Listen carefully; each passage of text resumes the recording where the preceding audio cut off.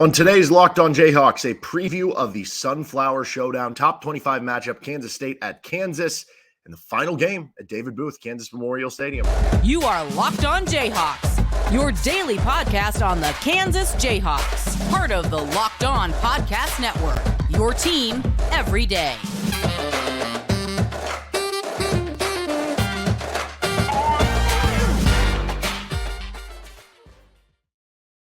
I guess it's the final game of the current iteration. I'm Derek Johnson. You can hear me as well on Rock Chalk Sports Talk Monday through Friday from 3 to 6 p.m. on KLWN in Lawrence with RCST. And thanks for making Locked On Jayhawks your first listen every day. We are free and available anywhere you get your podcast. You can also find us on our YouTube. Make sure to like and subscribe over on YouTube. On today's edition of Locked On Jayhawks, our preview show for Kansas State Sunflower Showdown top 25 matchup. Again, last edition of this home stadium for KU. Before we get into any of that, we are brought to you by PrizePicks. PrizePicks.com/LockedOnCollege has all your daily fantasy sports needs. You can use code LockedOnCollege for a first deposit match up to $100. Daily fantasy sports made easy with PrizePicks. So K-State comes into town on Saturday. It's a game where K-State comes off a blowout win over Baylor. Both teams are ranked in the top 25 in the latest college football playoff rankings. KU just barely hanging on at number 25. Both teams come in at 7-3 on this season. This is the 121st meeting in series history. I think it's fourth all time among most current active meetings between the two. In Oklahoma State is third. So there's a chance by, next year, if that one's no longer active, that this one becomes number 3 on there. Kansas leads the series 65-50-5, but it has been bleak lately. It's 37-22-2 in Lawrence. K-State, though, has won 14 straight overall. Dates back to 2008 when Jake Sharp went bananas to help KU overcome Kansas State. But since then, it's been all Wildcats in the series. There have been a few close games here and there. You think back to the one about a handful of years ago when KU's driving down in a one-score game late and Peyton Bender just kind of drops the ball and K-State ends up winning the game from there. There was a game in Lawrence where Carter Stanley threw for like 400, but you could not stop their kick and punt return game. Last year they ended up winning by a sizable margin, but it felt like you were at least competitive in some of the ways. For the most part, they have just dominated this series. As far as the top storylines coming into this one, obviously a top 25 matchup. That creates its own storyline. You have two really good teams here, in my opinion. And who knows if Jason Bean were healthy last week, what the situation would have been against Texas Tech. I thought Cole Ballard played well. But that's our other big storyline here. It's the QB kind of carousel. Now, it's not a normal carousel. Normally, when you say QB carousel, it's because, who's going to be the starter? This guy's not playing well. No, they're actually all playing well among this QB carousel for both teams. For Kansas State, it's Will Howard. And when he's on, he's elite. He played really well against Texas. Probably had some throws he'd like back at the end of the game, but I thought he was fantastic the second half of that football game. And he's been really on a heater of late. Avery Johnson, when he's come in for flashes, has been special. And he looks like an absolute dude for the future for Kansas State. Meanwhile, for the Kansas side of things, I'm not expecting Jalen Daniels to go in this game. I'd be surprised if we see Jalen again this season. I guess maybe the bowl game withstanding, since you could have some time off in between there. But Cole Ballard, it seemed like early in the week, it was like, okay, maybe expect Cole Ballard to be the guy. And again, you go back to last week, he actually had a higher total QBR than Baron Morton, the Texas Tech quarterback. We found out this week that he actually was put on scholarship about a week ago, and I think well-deserved. He's been an impressive quarterback, whether it's we've talked to players and heard about him in practice or from some of the moxie, gutsy plays that he made in the Texas Tech game. But we heard from Lance Leipold on Monday. He said about Jason Bean that Jason Bean was, someone who he was very optimistic about playing on Saturday. And then we heard from Hawk Talk on Wednesday night that, or I guess then we heard Tuesday or earlier Wednesday, completely messing up with my timeline here, that Andy Kotelnicki said he took reps in practice and that he practiced again. Then we heard Wednesday night with Lance Leipold that maybe he was progressing in the right way. So all this stuff could be just a job by Kansas to throw a smokescreen out there and make Kansas State prepare for, maybe a faster quarterback in Jason Bean. Maybe it makes them have to play their defense differently. Maybe if it's not a freshman quarterback, they're throwing less blitzes or doing less complicated things for Cole Ballard. I don't know. either way, I would think they're going to play very complicated defenses and, try to go after you in one way or another. But that would be good news for KU. And especially, whether it means Jason Dean would be an emergency guy, whether he could be the starter. If this is a smoke screen, we'll see. But the QB carousel becomes kind of a big storyline that we don't have an answer to right now at time of recording. It's also KU Senior Day. That adds a storyline into this. Kansas has 19 seniors and some really impactful players over the long haul for this program, whether it was players that transferred in, like your Mike Nowitzki's of the world and have had a nice impact as a 3-year starter, or if it's your program players like Kenny Logan. There's a bunch of seniors here that are all going to be honored, and really cool moment because this senior class, last year's senior class helped them get to bowl eligibility in their final year and stuck through it. This year's senior class has now been through it for a couple years in helping build the program to where it is. And these are the kind of foundation pillar senior classes for where Kansas is trying to go. I did mention that, it'll be your last game in this iteration of David Booth Kansas Memorial Stadium. You're undergoing renovations as soon as this game ends. Wouldn't it be easier for KU to win the game, storm the field, and, everybody grab a bunch of stuff on the way out, and then boom, they have one less thing to do in construction. This is also Lance Leipold versus Chris Kleiman, which I think is an interesting storyline because it's two guys who are having a ton of success, obviously. I think you could even argue these are the two best, or certainly two of the top 5 best coaches in the Big 12 moving forward. And both came from lower levels of college football. Kleiman did so well at North Dakota State. Leipold did so well at Mount Union before going to Buffalo and then coming into Kansas. And both are consistently kind of brought up for bigger job openings right now, which is very interesting and something that, Kleiman has been, adamant that, not taking this or that job. We've heard some stuff from Leipold that he's not going to take this or that job. So with Leipold and Kleiman, you have two really good coaches that, could represent the future of the Big 12 in terms of some of the top coaches there. I think also Devin Neal rising up the ranks in career rushing yards is an interesting storyline in this one. He moved to 5th all time in KU career rushing yards after he passed John Riggins, Gale Sayers, and Clark Green last game. He's now 312 yards behind Laverne Smith for 4th. I think it's going to be tough to catch any of the top 3 this year. If he does come back another year, he'll have a great chance to be KU's all-time leading rusher. I don't know if that's going to happen. Might go off to the NFL, but at the very least, he's got a chance to move into 4th at some point this year. Probably not this year. If he has 313 yards in this game against Kansas State, build the dude a statue right now. But if he runs for 35 yards on Saturday, he would be the 3rd Jayhawk in program history to rush for 1,000 yards in back-to-back seasons, which that would be a cool accomplishment on its own. And also, obviously, this one is just the rivalry aspect of trying to beat them in forever. K-State scouting report here, obviously a very good team. And some of the metric sites like them even better than where they're ranked. They're number 11 on ESPN SP+. The offense is 10th there. In terms of Big 12 ranks, they are 2nd in scoring, 5th in yards per play. As far as the blocking for K-State, 42nd in pass blocking grade, 16th in run blocking grade. They are 5th in the conference in rushing yards per play. They are 4th in the conference in rushing yards per game. DJ Giddens is averaging over 6 yards per carry. Trayshawn Ward has been a really good spell. He has over 500 rushing yards as the other running back for them. They're 5th in passing yards per play. So this is a balanced offense. They do both well.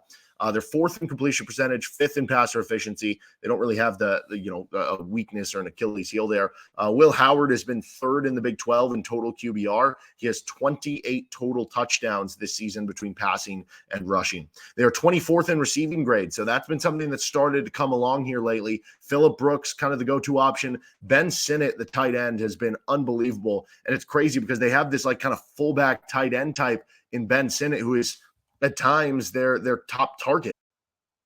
So Sinnott really good. On the defensive side of the ball, they are 27th on ESPN SP+. In terms of Big 12 ranks there, they are 2nd in scoring defense. They are 3rd in yards allowed per play. Seldom does a team score more than 30 points on this Kansas State defense. They're only 109th right now on Pro Football Focus in pass rush grade. Now, Khalid Duke and Nate Matlack are pretty solid, so they can still make an impact there, but that hasn't been a specialty. They are a team that will at times only bring 3-man rush and have more guys back in coverage, and they run a 3-3-5 defense. We've seen Kansas struggle with that. The Oklahoma State game, they put up big yard numbers but had some turnovers. The Iowa State game, a little bit tougher to move the ball consistently or I guess run the ball in really both those games with Oklahoma State and Iowa State. But they are 2nd in the Big 12 as Kansas Kansas State in rushing defense per game. They're 5th in yards allowed per carry, 2nd in yards allowed per pass, and 36th in coverage grade on Pro Football Focus. This is just a really good defense overall. They're 67th in special teams, ESPN SP Plus, though, so not used to seeing them. Usually you see them very high up there. Maybe this could be something with Sean Snyder that KU can take advantage of. Let's get to our matchups of the game, players to watch, and Hawks to soar in this one with Locked On Jayhawks. This episode of Locked On Jayhawks is brought to you by PrizePicks. PrizePicks is a ton of fun for daily fantasy sports. You can pick between 2 to 6 players, maximize your outputs. You can take flex pays if you're like, I'm not overly confident I'm going to hit all 5 of these. Well, if I do a flex pay, if I hit 3 of 5, I'm getting some money back. If I'm hitting 4 or 5, I'm still winning money. If I hit 5 of 5, then we got a big payout coming. You can test your skills during football season with college football. You can get in on college basketball. You can even mix and match the two. You can mix multiple leagues. You can go, I'll take the more on Devin Neal rushing yards. I'll take the less on Will Howard passing yards. I'll take the more on Patrick Mahomes passing yards, and I'll take the less on LeBron James points, or whatever you want to do to mix and match. You can do that with PrizePicks. They have college basketball in there too for once we get to the Maui Invitational next week. Go to prizepicks.com/lockedoncollege and use code LOCKEDONCollege for a first deposit match up to $100. That's prizepicks.com/lockedoncollege with code LOCKEDONCollege for a first deposit match up to $100. PrizePicks, daily fantasy sports made easy. Matchups of the game. First down is quarterbacks on money downs. When I think of teams who do well on money downs, a lot of times it's because they have a good quarterback. Now, that's not always the case, right? If you're a really good running team or a power running team, like hypothetically, you should be better on 4th and 1 or 4th and 2, right? Or 3rd and 1, 3rd and 2. But a lot of times you're going to put the ball in the hands of your quarterback on those 3rd and mediums, 3rd and longs, and they have to make a play. Well, these are the top 2 offenses in the Big 12 in terms of 3rd down conversion rate offensively. So it becomes a very interesting matchup in this one. K-State's actually 1st in 3rd down conversion rate offensively. Kansas defensively is 8th. So we'll see what K-State can do there. Kansas is 2nd in 3rd down conversion rate offensively. Meanwhile, though, K-State's been really good defensively on 3rd down. They are 2nd there. It's 27% conversion percentage allowed against them. But if it's a young QB for Kansas with Cole Ballard, how is that going to be affected? He was good last week against Tech. Kansas finished 7 of 15 on 3rd down. I don't know how many of those was him versus Bean. Off the top of my head, Bean might have gone like 1 of 3 on 3rd down. So, Ballard, I think, did a decent job on 3rd down last week against Texas Tech. But maybe it will be just Jason Bean, and then maybe it'll be him on 3rd down. But either way, the quarterbacks making plays on money downs, like that is going to be a big determining factor in who wins the game. 2nd down is the turnover battle. This comes more into focus in a game where KU could especially have a true freshman quarterback starting. Again, it might be Jason Bean, but regardless, either way, the turnover is going to be so key here. Kansas State is not a team who turns the ball over a lot offensively. They play good, clean football. But K-State forced 4 turnovers last week too. So it's not just that they're not turning it over much offensively. They are forcing a lot. They also forced 3 the week before that against Texas. Overall, they've forced 17 this season, and 13 of those have come over the last 5 weeks of play. So this is a defense that is really ball hawking right now. They're forcing fumbles, they're forcing interceptions, and they are creating extra possessions. Kansas State offensively has only turned it over more than once in 2 games this season. They're 0-2 in those 2 games. Meanwhile, Kansas, when they force 2 or more turnovers, they're 4-0 this season, and they've done that more in their home games. By the way, KU's 3-3 in games when they force 0 to 1 turnover. So basically, if I want to bottom line this, you got to force 2 turnovers or more in this game if Kansas wants to win. 3rd down, battle of the tight ends. This game might feature 3 of the top 5 tight ends in the Big 12. Certainly, Jatavian Sanders would have a name in the ring for best tight end in the Big 12. And I can't remember if I'm forgetting somebody else, but Mason Fairchild's one of the 5 best. I think Jared Casey's one of the 5 best, and Ben Sinnott is certainly one of the best in the Big 12 too. So you have 3 of probably the 5 best tight ends in the Big 12. How do the defenses go about guarding those guys? Does KU put Craig Young? Do they put a different linebacker? Do they put, I don't know, a DB on Ben Sinnott who can be the number 1 option for K-State? How much do those tight ends for both teams have an impact in the running game like we typically see? So I'm very interested. This is an awesome tight end matchup, and both ways, tight ends are probably going to have a big impact for both offenses.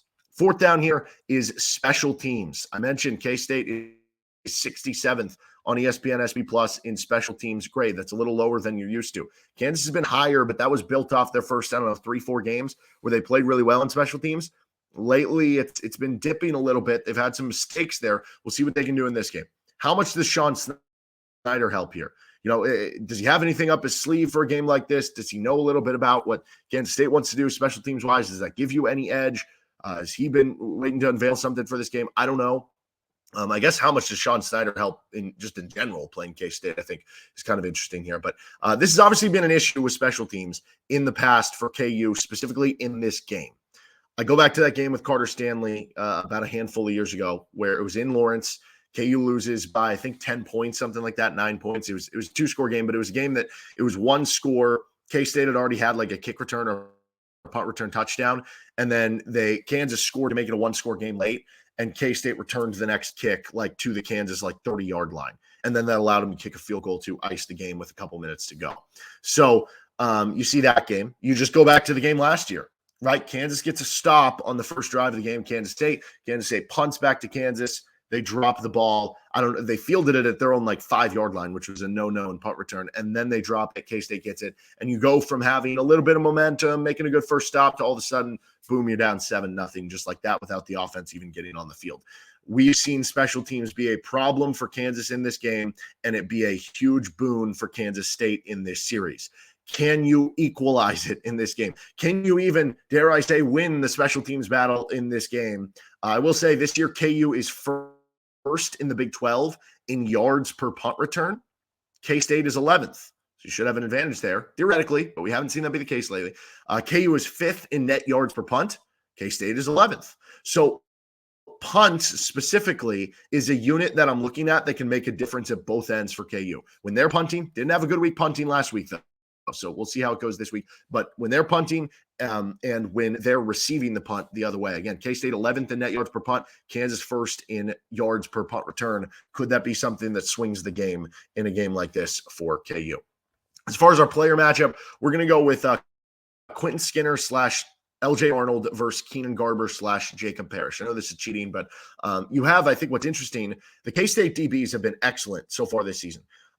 Jacob Parrish, a guy from Olathe North, and Keenan Garber, a guy from Free State. So you also have the added bonus of both those guys are Kansas kids. So you know this game is going to mean even more.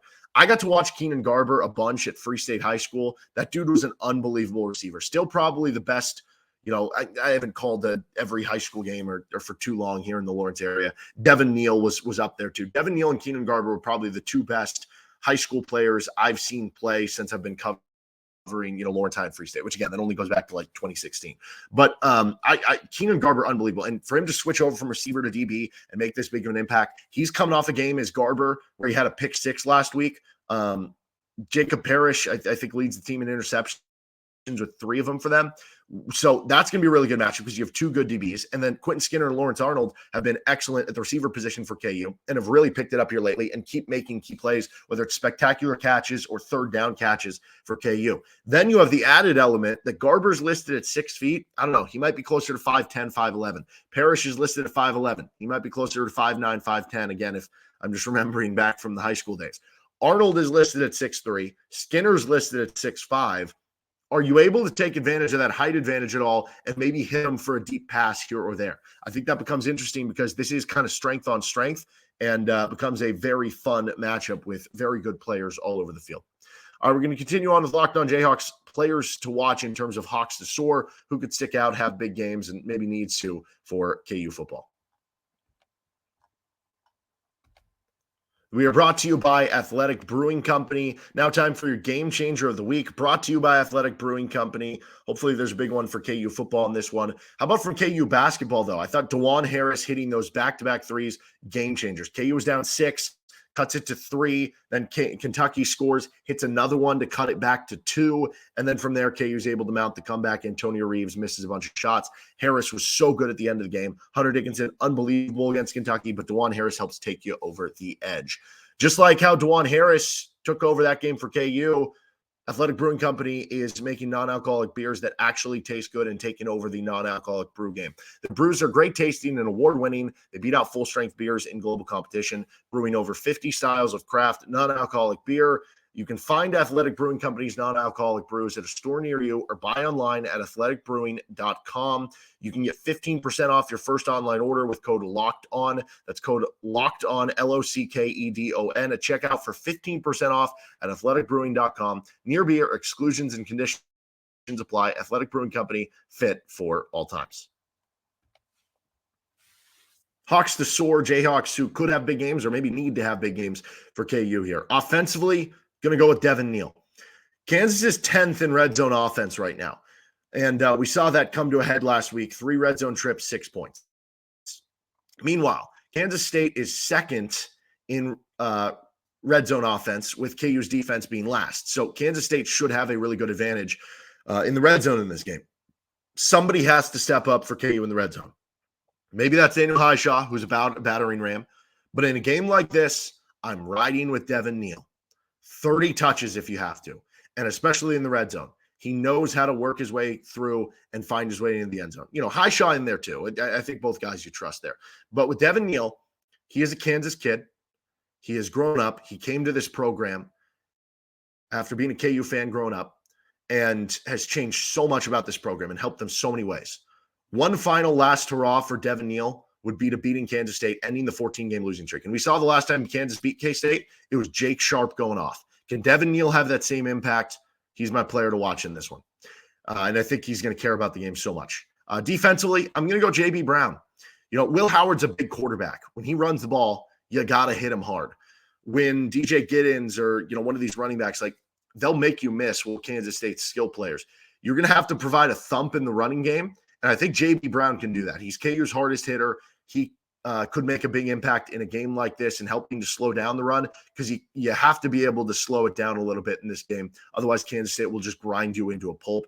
They're a good enough passing team. They're a good enough defensive team. You can't give up the running game too. I'm going to go with J.B. Brown there on the defensive side of the ball, and maybe can make another one of those big forced fumble type hits.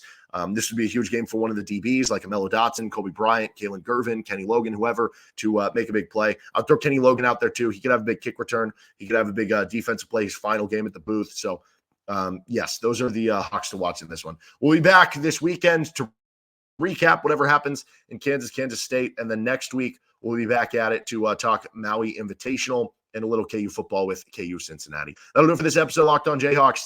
Thanks for tuning in. You can find us anywhere you get any of your podcasts. Like and subscribe to our show on our YouTube page. Have a great rest of the day. Later.